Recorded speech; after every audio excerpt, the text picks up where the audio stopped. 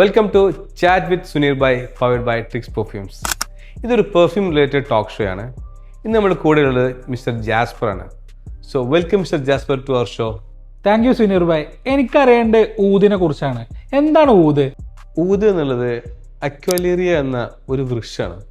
അത് ഉൽപ്പാദിപ്പിക്കുന്നതാണ് ഈ ഊത് അല്ലെങ്കിൽ അഗർവുഡ് എന്ന് പറയുന്നത്. സാധാരണ മരങ്ങൾക്ക് സംഭവിക്കുന്ന പോലെ തന്നെ ഇതിനും ചെറിയ മുറിവുകളും പൊട്ടലും കാര്യങ്ങളൊക്കെ ഉണ്ടാവും. ആ സമയത്ത് ഈ മരത്തിനൊരു ഫംഗസ് ബാധ ഉണ്ടാവും. ഈ മരം നശിക്കാതിരിക്കാൻ വേണ്ടിയിട്ട് ഈ മരം സ്വയം സുഗന്ധമുള്ള റെസിൻ ഉൽപ്പാദിപ്പിക്കും. ഈ ഫംഗസ് ബാധയെ തടയുകയും ഇത് കാലക്രമേണ ഇത് കട്ടിയായ ഒരു കാന്തലായിട്ട് ഈ മരത്തിനുള്ള രൂപപ്പെടുകയും ചെയ്യും.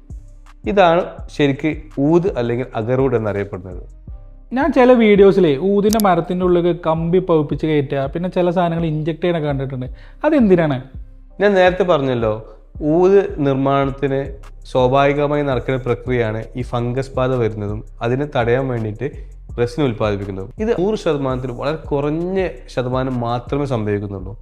ഇന്ന് ലോകത്തെ ഏറ്റവും ഡിമാൻഡുള്ള വസ്തുവാണ് ഊത്. അതുകൊണ്ട് തന്നെ കൊമേഴ്സ്യലി ഇതിൻ്റെ ആവശ്യകത കൂടുതലായതുകൊണ്ട് കൃത്രിമമായി ഇതിൻ്റെ ഫംഗസ് വരുത്താൻ വേണ്ടി ചെയ്യുന്ന പ്രക്രിയയാണ് നിങ്ങൾ നേരത്തെ വീഡിയോയിൽ കണ്ടത്. ഈ ഊത് ഏറ്റവും കൂടുതൽ ഉണ്ടാകുന്നത് മിഡിൽ ഈസ്റ്റിലാണോ? അതൊരു തെറ്റിദ്ധാരണയാണ്. കാരണം വെച്ചാൽ മിഡിൽ ഈസ്റ്റിലല്ല ശരിക്ക് ഊത് ഉണ്ടാവുന്നത്.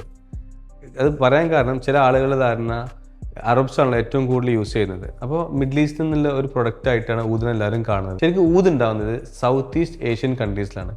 അതായത് Vietnam, India, Indonesia, Malaysia, Cambodia, ഈ ഒരു രാജ്യങ്ങളിലെ ഫലഭൂയിഷ്ടമായ മണ്ണ് ഊതിന് ഏറ്റവും നല്ല വളക്കൂറുള്ളതാണ്. വേറെ രാജ്യങ്ങളിൽ ഊത് ഉണ്ടാവില്ല എന്നല്ല, ഏറ്റവും നല്ല പ്യുവർ ക്വാളിറ്റിയുള്ള ഊത് കിട്ടുന്നത് ഈ രാജ്യങ്ങളിൽ നിന്നാണ്.